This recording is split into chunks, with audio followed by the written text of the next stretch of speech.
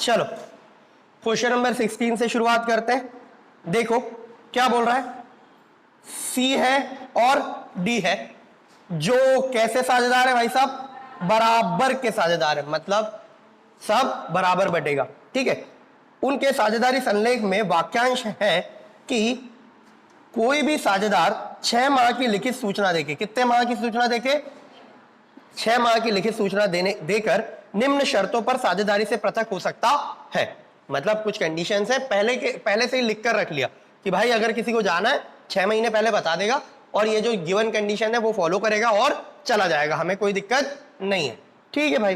तो क्या क्या कंडीशन है देखो, निवृत्त होने वाले साझेदार को भुगतान किया जाएगा, काय काय का भुगतान किया जाएगा, पूंजी खाते और चालू खाते में जमा शेष। ये जमा का मतलब क्या हुआ, जमा का मतलब क्या हुआ, जमा का मतलब हुआ क्रेडिट शेष। कौन सा शेष, क्रेडिट शेष, ठीक है। तो क्रेडिट बैलेंस जितना भी होगा वो हम दे देंगे, क्रेडिट बैलेंस जितना भी होगा वो हम दे देंगे। फिर बोल रहा है, एक पॉइंट तो ये हो गया, ठीक है।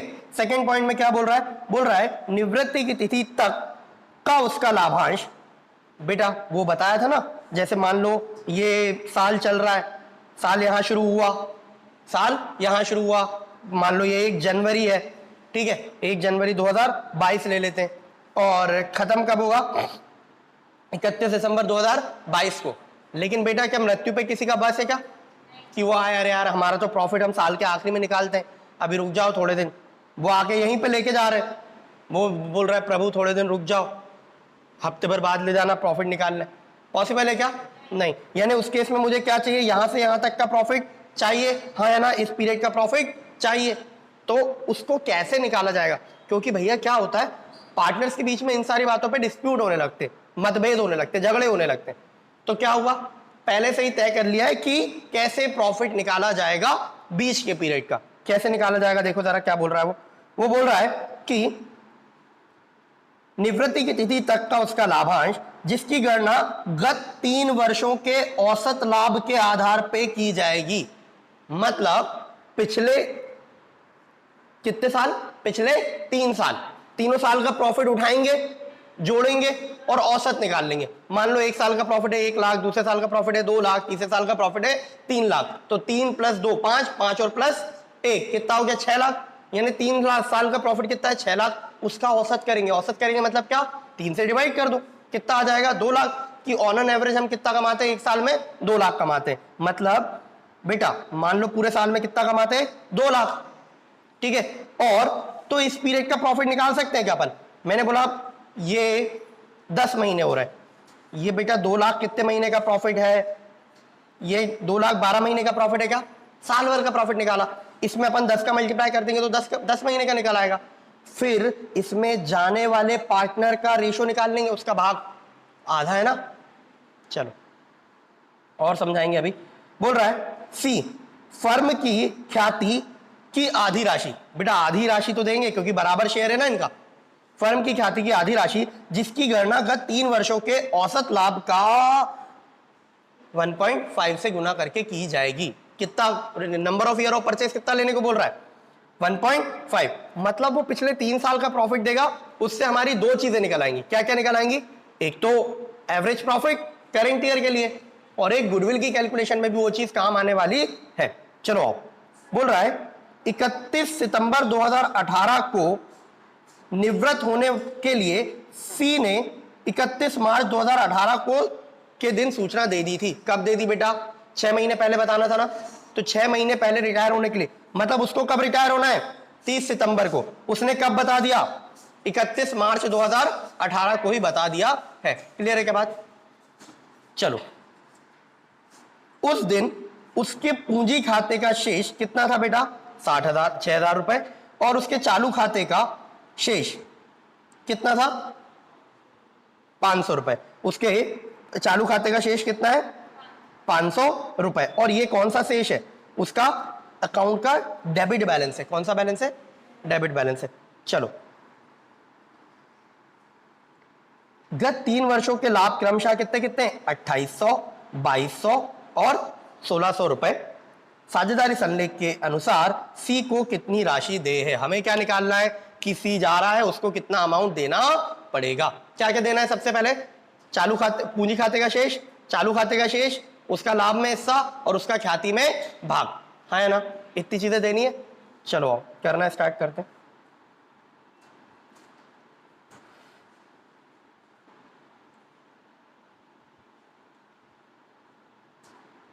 Question number 16।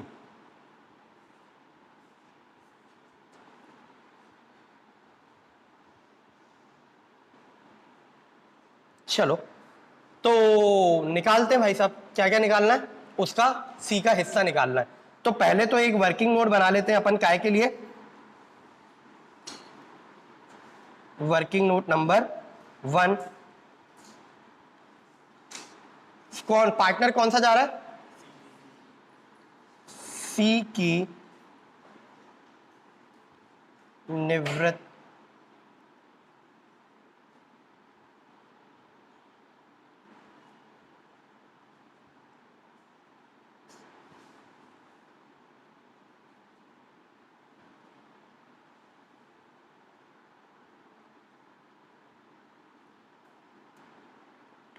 क्या कर रहे हैं? सबसे पहले अपन जब वो जा रहा है उस डेट तक के क्या निकाल लें? प्रॉफिट निकाल लें, है ना? और उसने कैसे बोला था उस डेट तक के प्रॉफिट निकालने को? पिछले 3 साल का एवरेज कर लेना और काम बन जाएगा। तो बेटा सुनना, सबसे पहले मुझे एक बात बताओ, आपके पास 3 साल का डाटा दिया हुआ है,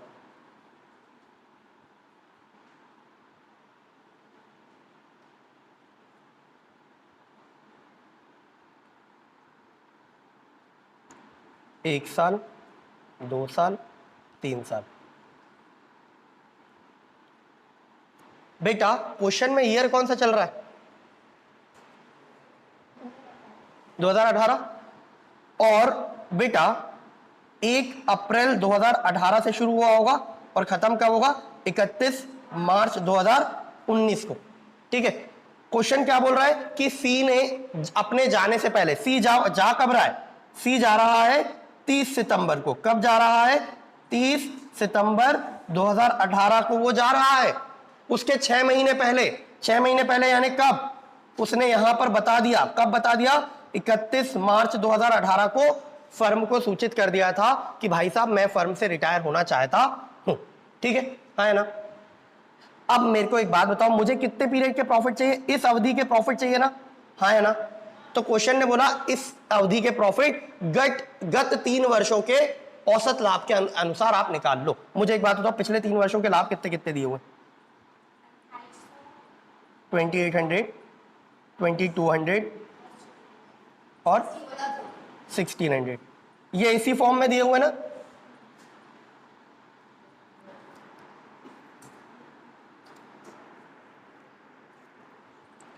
गत 3 वर्षों के लाभ क्रमशः, अब ये यहां से स्टार्ट हो रहा है या वहां से स्टार्ट हो रहा है ये क्लियर नहीं है, लेकिन उससे कुछ फर्क नहीं पड़ेगा।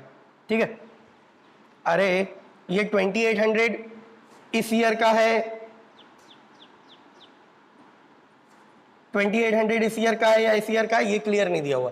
ठीक है, तो वैसे भी सिंपल एवरेज करने वाला हूं तो कोई फर्क नहीं पड़ेगा। अगर मैं भारित औसत करता तो फर्क पड़ता। ठीक है, तो वो कहीं भी रख दो, कोई फर्क नहीं पड़ेगा। तो उसने क्या बोला? गत 3 वर्षों के लाभ पर का औसत कर लो। तो मैं क्या निकाल रहा हूं? प्रॉफिट फॉर द पीरियड,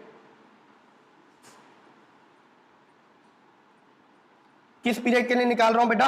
1 अप्रैल 2018 से यहां से कहां तक के?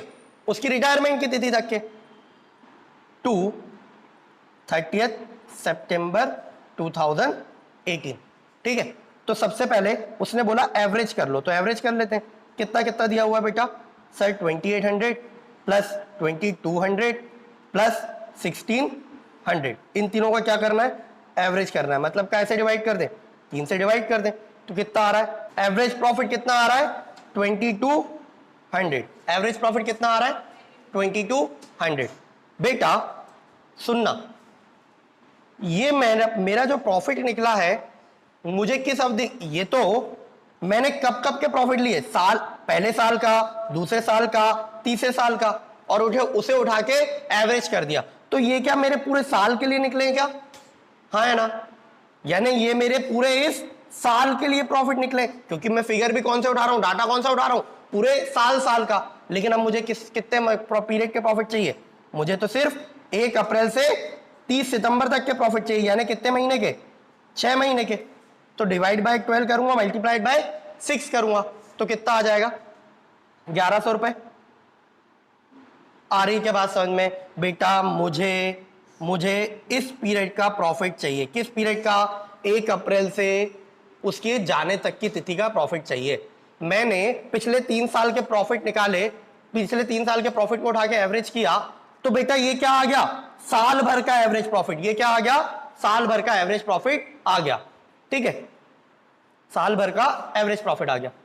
अब मेरे को क्या करना है इसमें, मुझे क्या करना, मुझे तो 6 महीने की प्रॉफिट चाहिए, क्योंकि वो बीच में जा रहा है। तो मैंने क्या कर दिया भाई, पूरे साल का प्रॉफिट यानी 12 से डिवाइड कर दिया। और मुझे कितने महीने के चाहिए, 6 महीने के चाहिए, तो 6 से मल्टीप्लाई कर दिया। तो कितने महीने के, 6 महीने के प्रॉफिट कितने आ गए, 1100 रुपए। अब मुझे बताओ, क्या ये 1100 रुपए किस पीरियड का प्रॉफिट है, इस पीरियड का? हाँ है ना? तो ये 6 महीने का प्रॉफिट दोनों का है क्या, सी का भी है और डी का भी है। तो इसमें मुझे क्या निकालना पड़ेगा, सी का फर्म के लाभ में, फर्म के लाभ में सी का हिस्सा या सी का भाग।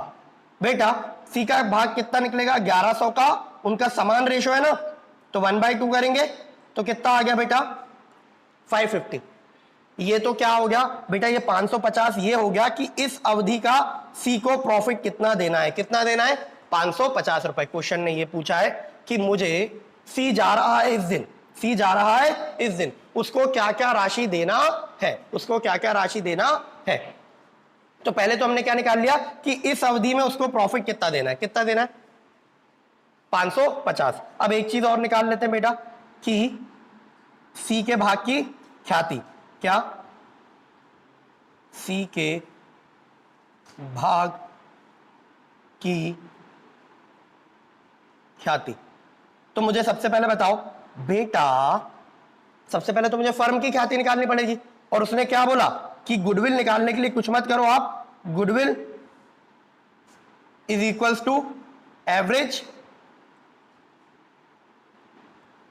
प्रॉफिट इनटू, उसने क्या बोला, number of year of purchase. ठीक है, और number of year of purchase उसने कितना लेने को बोला है, 1.5। हाँ है ना? अब मुझे किस चीज की जरूरत है, एवरेज प्रॉफिट की जरूरत है, और एवरेज प्रॉफिट तो अपन ऊपर निकाल ही चुके हैं ना यार, 2200। यही तो यूज होना है, पिछले 3 सालों के प्रॉफिट का एवरेज करना है। तो यहां रख दूं 2200 एवरेज प्रॉफिट, मल्टीप्लाई करो 1.5 से, कितना आ रहा है,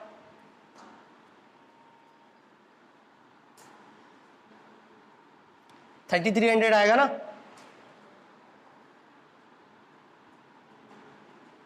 ये क्या आ गया बेटा, वैल्यू ऑफ फर्म्स गुडविल। ये काय की ख्याति आ गई, फर्म की ख्याति आ गई। अब फर्म की ख्याति में किसका भाग निकालेंगे, आधा भाग किसका, सी का।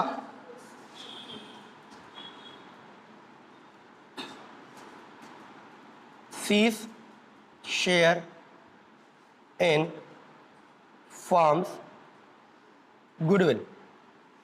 तो बेटा टोटल गुडविल अगर 3300 रुपए 3300 है, तो उसमें उसका हिस्सा कितना होने वाला है, आधा। तो क्या हो जाएगा,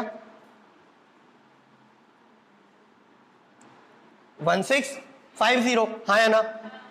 तो क्या क्या निकाल लिया हमने, सी के भाग का लाभ निकाल लिया 6 महीने का, सी के भाग की ख्याति निकाल ली, और कुछ है क्या, नहीं। बस अब उसके पूंजी खाते का शेष दे रखा है। तो एक काम करते हैं बेटा,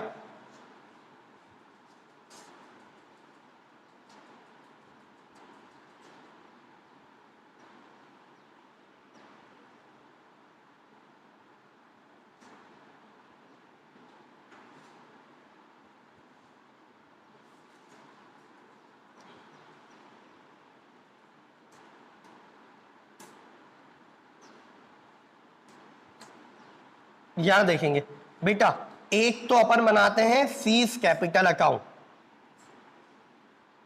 ये डेबिट और ये क्रेडिट, और एक अपन बनाते हैं फीस करेंट अकाउंट, उसने दोनों बैलेंसेस दे रखे ना। चलो बेटा, उसने कैपिटल अकाउंट का कौन सा बैलेंस दे रखा है, क्रेडिट शेष, तो कहां लिखूंगा, बाय बैलेंस बीडी, कितना, 6,000 रुपए। और उसने करेंट अकाउंट का कौन सा बैलेंस दे रखा है, डेबिट बैलेंस, तो कहां लिखूंगा, टू बैलेंस बीडी, कितना है, 500 रुपए। ये दोनों के बैलेंसेस यथा स्थान हमने पुट कर दिए, जो जहां का बैलेंस था वो वहां पुट कर दिया। अब क्या करेंगे, अब सर सी को उसके भाग का प्रॉफिट दे देते हैं, हाँ है ना, सी को उसके भाग का प्रॉफिट दे देते हैं। तो किस अकाउंट में आएगा, वो करेंट अकाउंट में आएगा। अगर कैपिटल अकाउंट फिक्स मेथड से बना रहे होते हैं तो शेयर इन प्रॉफिट कहां आता है, करेंट अकाउंट में। तो कहां लिखूंगा, क्रेडिट साइड में, क्या लिखूंगा, by share in profit. Working note number किससे निकाला अपन ने, 1 से। कितना है उसका शेयर इन प्रॉफिट, 550 रुपए। फिर गुडविल प्रीमियम मिलेगा, हाँ है ना, कौन देगा, डी देगा, किसको देगा, सी को देगा।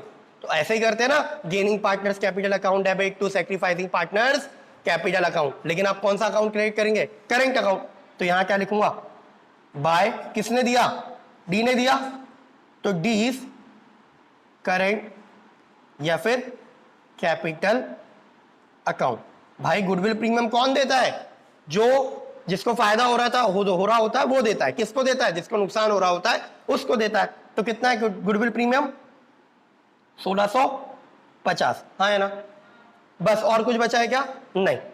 अब लगाएंगे टोटल। बेटा क्रेडिट साइड का टोटल कितना आ रहा है, क्रेडिट साइड का टोटल आ रहा है 2200 रुपए, और डेबिट का टोटल कितना है बेटा, 500 रुपए। तो कितना आ जाएगा, 0 0 17। कौन सा बैलेंस आया, क्रेडिट बैलेंस आया। लिखेंगे किस तरफ, डेबिट साइड में।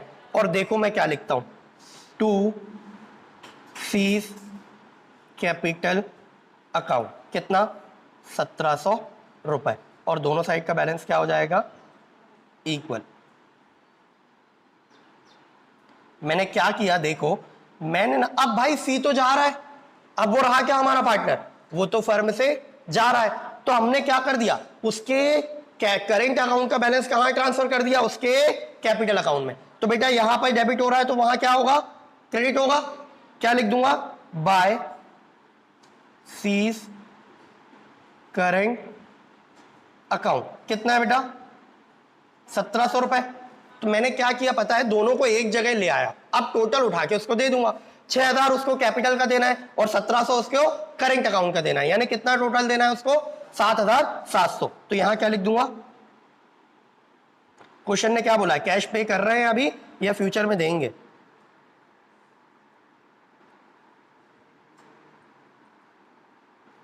साझेदारी संलेख के अनुसार सी को कितनी राशि दे है, ठीक है। उसने पूछा है कितनी दे है, उसने ये नहीं बोला कि मैं दे ही रहा हूं अभी।